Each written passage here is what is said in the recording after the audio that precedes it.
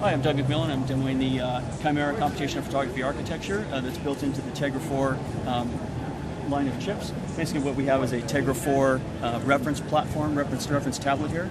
What we set up is a typical scene showing high dynamic range where you've got a bright lit background and a normally lit foreground. Now if you try to capture this with a traditional phone or tablet today, you either have to choose between capturing the background or the foreground.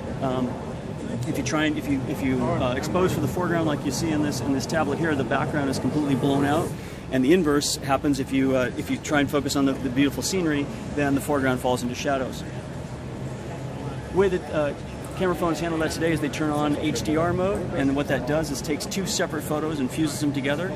Several problems are with the conventional way of doing HDR photography today, and that is the pictures are taken on a timeline. You take one, you take the second one, and then you fuse them together. The fact that the pictures are taken sequentially means that if you move the camera at all or something moves in the scene, then your picture has a bunch of motion artifacts and it's completely messed up.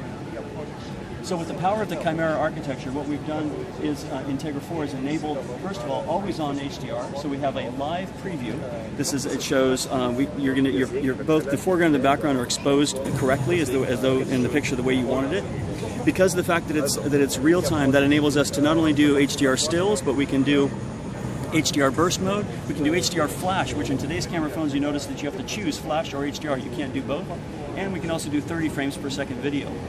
The other thing that we've solved with Chimera is the idea of motion. I can readjust the picture, I can recompose my picture, or if something is moving in the scene, movement doesn't create motion artifacts the way that it does in traditional photography because we're doing it all in one scene, not in multiple pictures.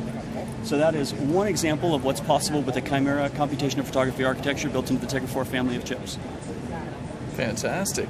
That is awesome. When can I expect it on my Android smartphone or tablet? Tegra 4? So announcements have been made. I don't know about shipping because we don't control the shipment of our partners, but soon. It's a native part of the architecture, so every device just gets it inherently. Right. So.